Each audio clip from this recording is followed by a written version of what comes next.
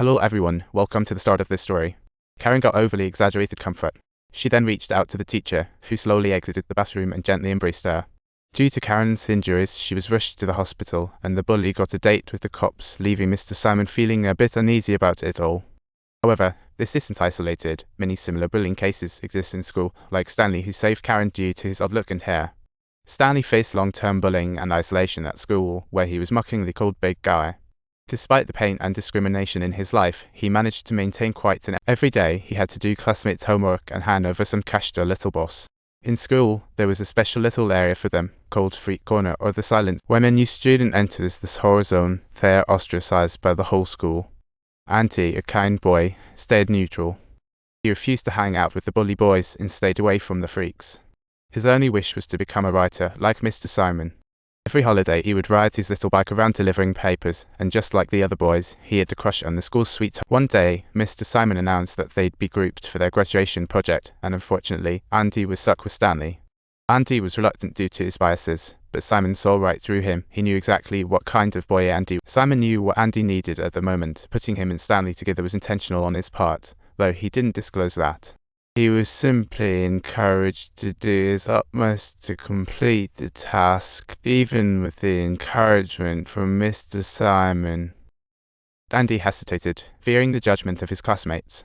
He stood outside, calling for Stanley, who was just sitting there like subtitle. Andy stepped forward, their first interaction. Stanley, honest, knew Andy didn't want him. Stanley knew Andy really didn't want to work with him, but he was okay with it. He promised to do the project solo. Andy just didn't want to partner up, but Stanley assured him he'd handle the report on his own. I'd finish it solo, and Andy just had to hand it in. I feel a strong connection to Stanley. We should work together. Aside from delivering papers to the neighbors, Andy also mowed his own lawn. His dad was a programmer, you see. He firmly believed that every task should be carried out according to a fixed procedure. Each time Andy trimmed the lawn, his father would frequently lecture him, saying, "This simply doesn't make any sense. This makes no sense. You watch me, it'll fix it." He'd say, "Let me show you this rule." In his dad's eyes, his life experience was the ultimate truth, but he never considered what Andy, Stanley, was a quirky kid who never hit the library during breaks, had always helped his dad at home. The only learning opportunity he got was in the freak corner during lunch. Andy didn't quite get it. He wondered why big guy suffered every day, getting laughed at by classmates, yet here he was in the world. What was up with that? Andy was baffled. He just couldn't fathom it.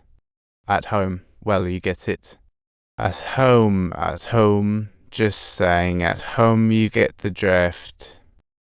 Subtitles. At home, Andy, whose real name is Stanley, heard his companion say. Recently, Mr. Simon won a major prize in a competition in a sports car. He managed to describe the ultimate route to world peace in just 4 words. As students were puzzled, Mr. Simon gave an answer. It was a wise, hopeful vision, not a consensus. Only when humanity universally acknowledges and respects each other's worth and deeply cares about each other's suffering. Lasting and meaningful world peace can only be achieved this way. For both Andy and Stanley, this day was just another paper delivery. He could toss papers perfectly to every house, except for one. He always aimfully missed that one. Subtitles. He would also seize the opportunity of picking up the newspaper to secretly look around the front door of the house, but this time he was caught by the male homeowner, Andy. That moment, a pretty girl appeared in the house. Seeing Mary made Andy blush. Even though his father knew what was up, he didn't say a word. Every Friday during study hall, Andy would help out in the school office. He would prepare flyers for visiting parents on open house day or draft memos for the upcoming car wash fundraiser for the library, no matter how small the task. The vice principal always had Andy on task. While working on a graduation party flyer, Andy stumbled upon Stanley's name, which left Norman scratching his head. Stanley's life was already a tragic comedy. Why would he want to take the stage and become the school's punchline? Andy and Norman didn't agree, but Stanley was determined. Over the years, he wasn't silent before classmates, but tolerant. He chose the freak corner because he wanted a quiet space to read. He didn't care about others' opinions. He was just being himself. Subtitles. After the last time of delivering newspapers, Mary's close friend managed to find Andy, which really came as a surprise to him, and Andy thought. Mary had clearly utilized the process of elimination a bit lacking in romance, but Andy still considered it a delightful twist of fate. At the end of each month, Andy would go door to door collecting delivery fees, from small tips to a buffet of snacks, which he didn't mind. He really enjoyed this convenient little service. It was a glorious day when he could confidently knock on Mary's door. But this let the bully know Andy also liked Mary. On his way home, the bully ambushed Andy with a wet newspaper. He not only gave Andy a hard time, but stole his cookie.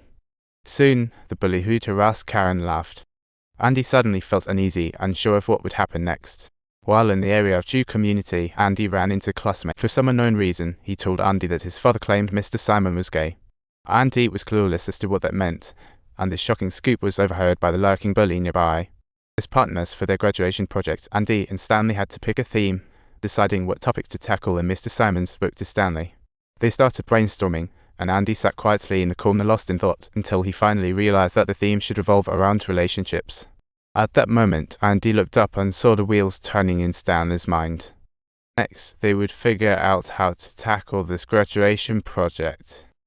It would be a challenge and an opportunity. They began working together, striving for that graduation ceremony. If you enjoyed this story, don't forget to subscribe and give us a big thumbs up.